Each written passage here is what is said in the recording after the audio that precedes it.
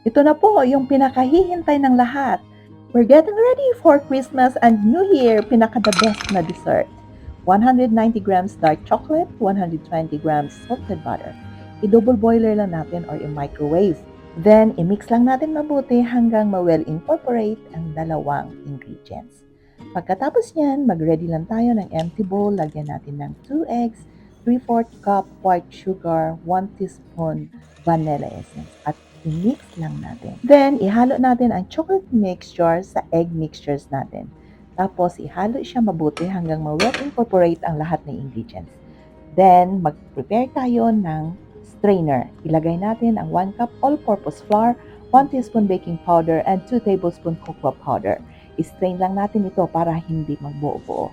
Ihalo natin mabuti hanggang sa ma-well incorporated ang lahat na ingredients. Pagkatapos niyan, ilagay natin sa baking tray na size 8 inches. I-flat lang natin at pagkatapos niyan, i-bake na natin sa preheated oven 160 degrees Celsius for 30 Tayo na lang minutes. natin ng 30 minutes. While waiting, in a separate bowl, 220 grams cream cheese, 4 tablespoon white sugar, 1 teaspoon vanilla essence, 2 tablespoon cheese powder, and 1 egg. I-mix lang natin ito mabuti hanggang sa ma-well incorporated ang ating mga ingredients. Pagkatapos niyan, iset aside natin. Then, i-prepare lang natin ang ating pang-toppings na blueberry fruit spread. Ilalagay ko lang sa piping bag para madali lang ito i-spread mamaya. Now, yung brownies natin ay ready na. Ilagay na natin yung mixture ng cream cheese on top. Pagkatapos yan, i-spread lang natin over. Then, ilalagay na natin yung blueberry fruit spread on top.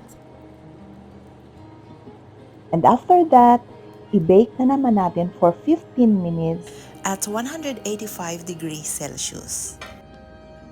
Ito na po yung blueberry chocolate cream cheese brownies. Ang bango! Gusto ko na siya tikman. Titikman na natin.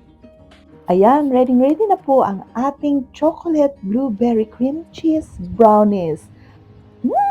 Sarap! Parang ayaw ko na siya tigilan.